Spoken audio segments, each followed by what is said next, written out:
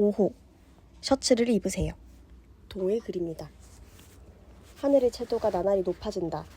변해가는 풍경에 서서 숨을 크게 들이쉰다. 모래 섞인 꽃내음이 콧구멍을 채운다. 꽃가루와 황사에 코가 공격받는다. 이 건조한 냄새가 지나고 나면 녹는 아스팔트의 끈적한 냄새가 몸을 뒤덮을 테지. 코 속 점막이 건조하게 말라버리는 날보다는 팔다리까지 땀에 절어버리는 날이 좋다. 땀 흘리기에 바빠서 다른 생각할 시간이 없거든. 바람과 햇빛이 아름다운 계절에 옷이 나풀댄다. 콧물을 풀다가 결국 한 번쯤은 피를 보는 날씨지만 아름답다. 거리에는 셔츠가 많다. 직물 사이로 햇빛이 든다. 빨간 셔츠, 파란 셔츠, 찢어진 셔츠 사이에 나도 셔츠를 입고 서 있다. 역시 아름답다. 셔츠는 내 스타일이야. 셔츠 손목 부분에는 단추가 달려있다. 목 부분에는 옷깃이 접혀있고 천이 실로 엮인 사실이 확실하게 보인다. 헐렁한 크기에 격식 없는 디자인이더라도 결국 셔츠는 셔츠. 단정하고 무난하게 조립된 옷이다. 사람을 잡아먹지 않는 옷. 옷보다 그것을 착용한 사람이 돋보이는 옷. 탁 털어서 휙 걸치고 단추를 차곡차곡 잠그는 옷. 난 그런 옷이 좋더라. 셔츠를 입은 나도, 셔츠를 찾아 입는 풍경도. 스스로 셔츠가 안 어울린다는 사람들은 셔츠가 어울리지 않는 게 아니고 어울리는 셔츠를 찾지 못한 것일 테다. 세상에 셔츠 종류가 얼마나 다양한데 이 많은 모양 중 당신을 위한 것 하나 없겠는가? 많은 셔츠를 입고 도전해보기 바란다. 이유는 단 하나. 오로지 나의 유희다. 즐거운 봄. 초록이 진하다. 잎새 사이로 해가 쬐는 모양은 옷깃 사이로 드날들던 것과 닮았다. 사방팔방으로 겹친 잎과 실, 물과 피가 흐르는 맥. 손바닥 위로 나뭇잎의 그림자가 떠오른다. 강한 빛에 만들어지는 그림자가 진하다.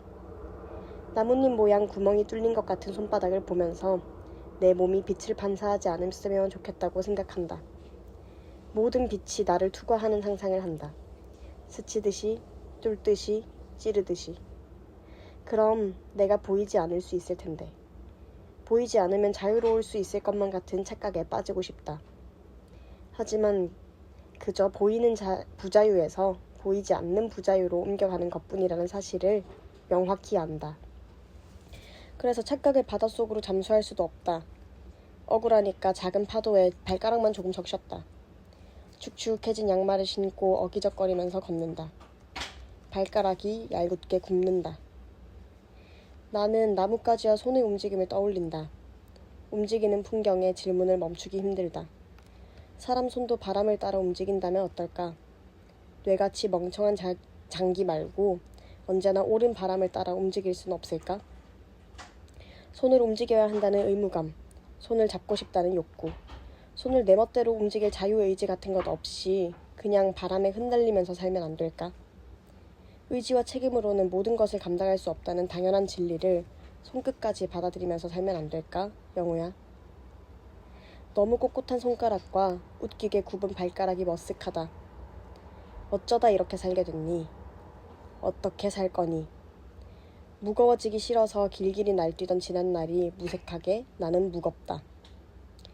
내 그림자를 스포이트로 콕 찍으면 분명 샵 00000일걸. 자칭 손 덕후 친구들의 사진들이 머릿속에서 영사된다. 독특한 취향이라고 생각한다. 난 가끔 손가락이 징그럽던데. 자아가 있는 것처럼 꿈을 대는 가지들이 생경하게 느껴질 때면 그렇다. 지금도 원고를 쓰기 위해서 타자를 치는 손가락이 간지럽다. 내 몸의 끝은 전부 5길로 갈라져 있다는 사실이 몸을 간지럽게 만든다.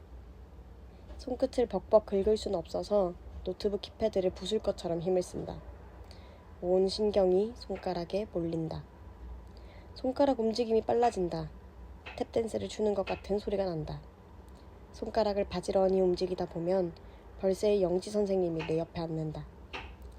부러 모신 적 없는 선생님께서는 팬 서비스라도 하듯 요청하지 않은 대사를 내게 읊조린다. 자기를 좋아하기까지는 시간이 걸리는 것 같아. 나는 내가 싫어질 때 그냥 그 마음을 들여다보려고 해. 아, 이런 마음들이 있구나. 나는 지금 나를 사랑할 수 없구나 하고. 은희야, 힘들고 우울할 땐 손가락을 봐. 그리고 한 손가락 한 손가락 움직여. 그럼 참 신비롭게 느껴진다. 아무것도 못할 것 같은데 손가락은 움직일 수 있어. 나는 대답한다. 네, 선생님. 요즘 들어 선생님을 자주 만나게 되는 이유는 뭘까요? 저는 선생님을 부른 적이 한 번도 없는데요. 제게는 아무것도 못할 것 같은 날도 잘 없고 스스로 사랑하기 어려운 날도 많지 않거든요. 영지 선생님은 침묵한다. 나도 입을 다문다. 사라진 영지 선생님의 자리를 보면서 생각한다. 왜일까? 오로지 손가락 때문인 걸까? 사실 영지 선생님 말씀에 따라서 손가락을 움직여봐도 잘 모르겠다. 손가락이 답을 알려주지는 않으니까. 영지 선생님이 정답을 알려주지는 않는 것처럼. 계절처럼 돌아오는 강박들이 있다. 코 수술을 하고 싶다거나 살을 빼야겠다고 다짐하거나 이번 학기 성적 장학금 수령에 실패하면 지금 하는 일을 내려놓고 공부에 집중하겠다고 생각하거나 내가 책임지지 않는 일들은 곧 전부 무너질 것만 같아서 아득바득 책임지려고 한다거나 내 활동이 곧 성장이나 생산이 되어야만 의미 있는 것 같다는 착각에 씨발 존나게 외롭거나. 아, 봄이다. 손가락을 움직이는 것으로는 모자란다. 강박을 굴레에서 기어 나온다는 의지적 태도가 필요하다. 슬로우 버페를 시작한다.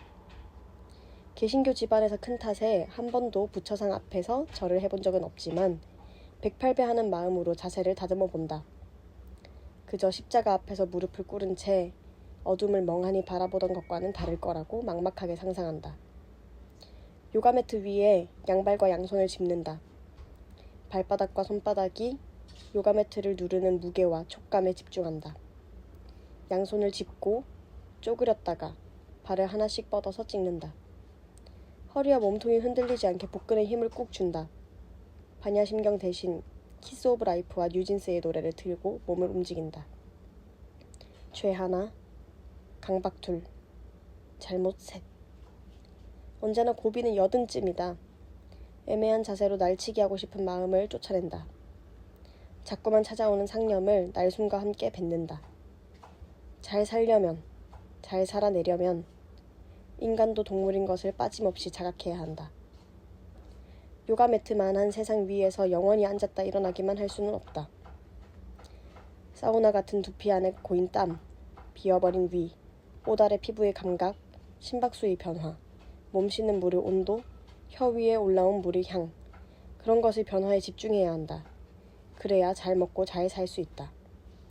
어쩔 수 있는 것과 없는 것을 정확히 나눠야만 고통에서 멀어질 수 있다. 하지만 고통에서 멀어지는 일은 어찌할 수 없는 일이라는 점이 고통이다. 세상이 이렇게나 얄궂게 아름답다. 엘르코리아에서 뉴스레터가 왔다. 사람 많은 지하철에서 반 정도 졸면서 텍스트를 훑었다. 첫 글은 박참새 작가의 짧은 에세이였는데 나는 어떤 대목에서 짜증이 크게 났다. 짜증이라는 단어가 정확한 감정 표현을 방해한다는 의견에 크게 동의해서 짜증난다 라는 말을 피하려고는 주의하고는 있다. 하지만 이 상태는 짜증 말고 설명할 수가 없다. 아, 존나 짜증나. 짜증난다는 말 안 하겠다고 해놓고 방금 5번 했다. 나를 이렇게 만든 문장을 소개하자면 할 줄 아는 게 씹는 것밖에는 없는 사람처럼 귤을 열심히 먹고 있는데 아무 생각 없이 틀어놓은 유튜브 채널에서 누군가 말한다.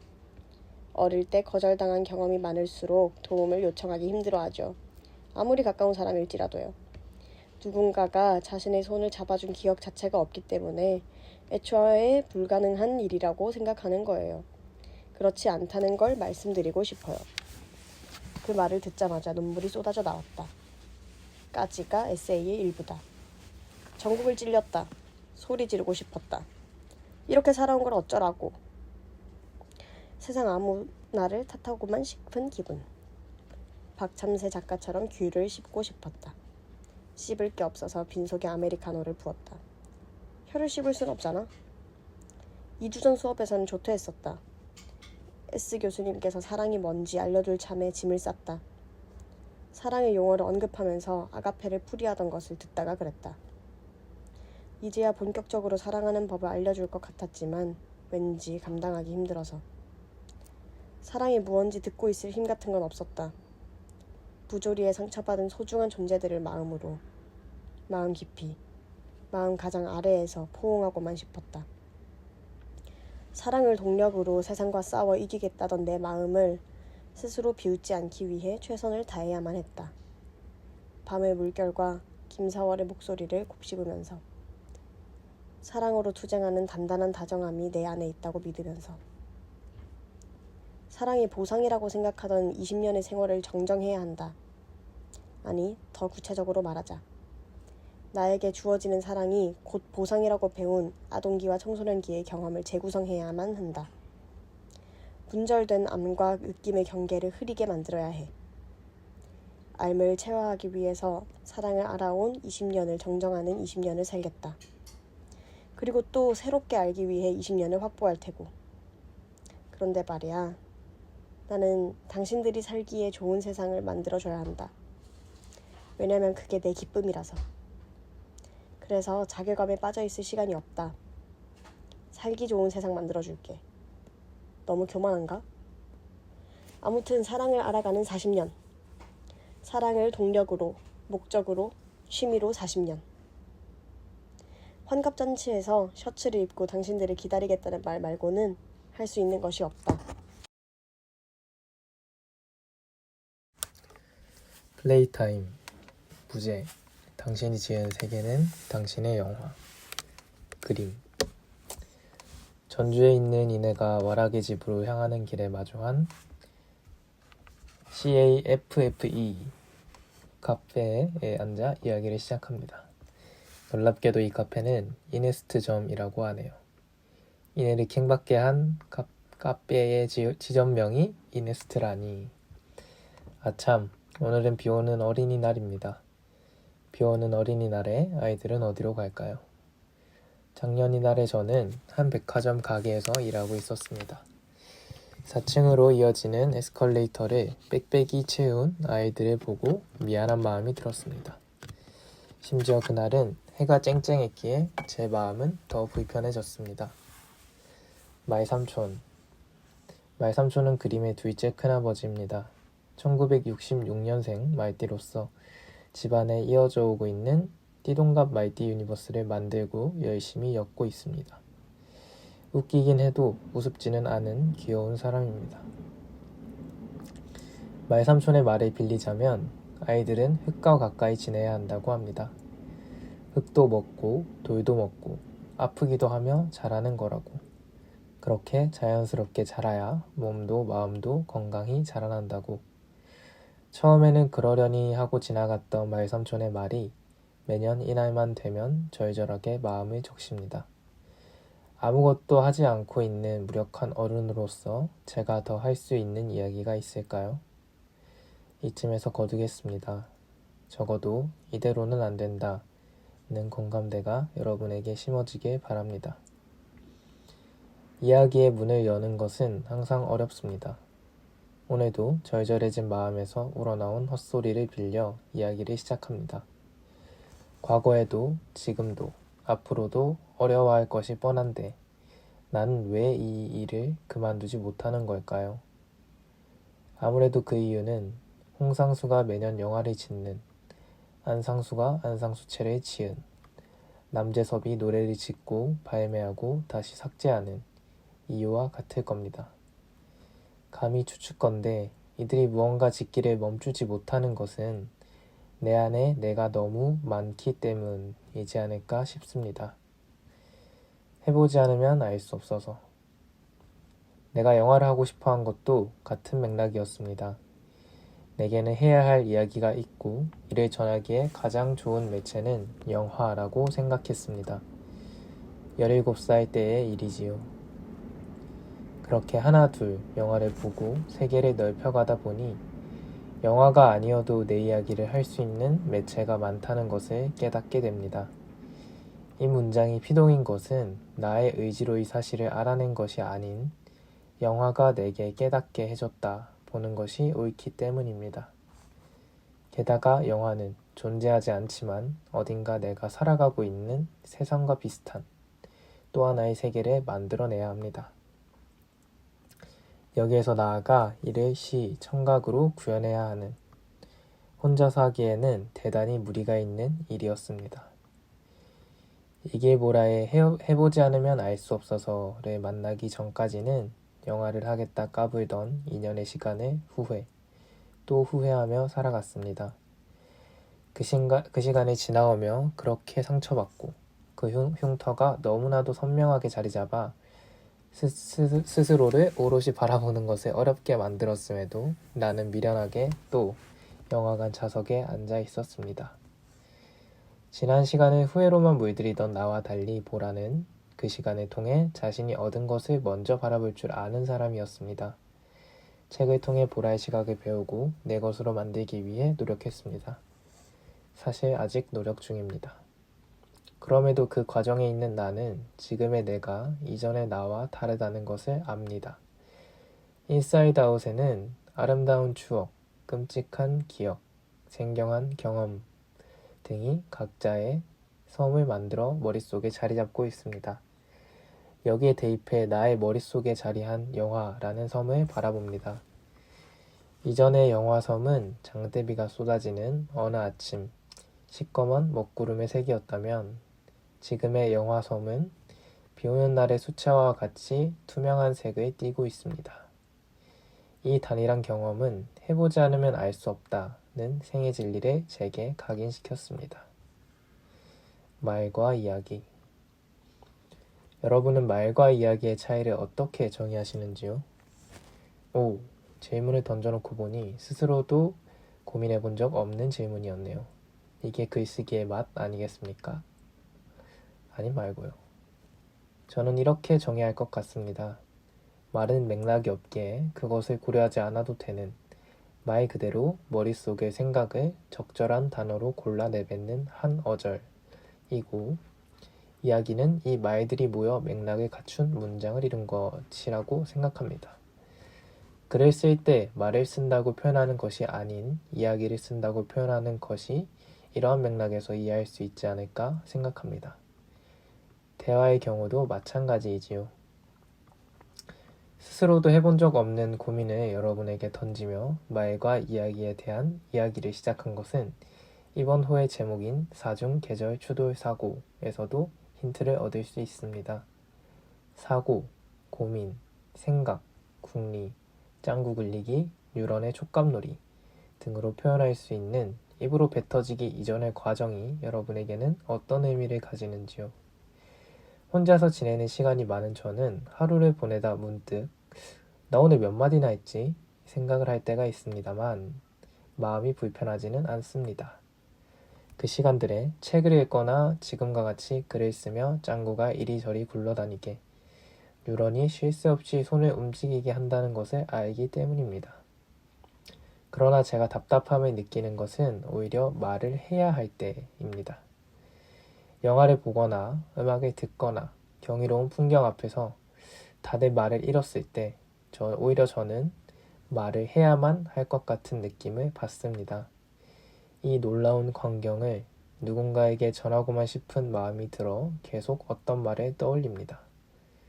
그러나 무언가를 느끼며 벅차오르는 가슴과 오밀조밀 촉감놀이를 하는 유런들과는 달리 꾹 닫힌 입은 그 어떠한 단어도 내뱉지 못하는 상황을 마주합니다. 이때 나는 말이란 얼마나 무용하고 또 아름다운 것인지 느낍니다. 미스터 선샤인에서 변요한 배우가 연기한 김희성의 대사 중 하나입니다. 조선시대로 돌아가면 선비로 유유자적하며 살겠다던 저를 두고 김희성을 떠올린 누군가를 떠올립니다. 언어를 그릇에 비유하는 표현을 여기저기서 많이 들었지만 요즘은 이 비유가 진심으로 마음에 와닿습니다. 어떠한 단어가 담아낼 수 있는 것은 딱 그 단어만큼인데 나는 그것보다 더 많은 이야기를 거기에 담아내고 싶어 때로는 그릇이 넘치는 것을 보고 있으면서도 이야기를 더하기를 멈추지 못합니다.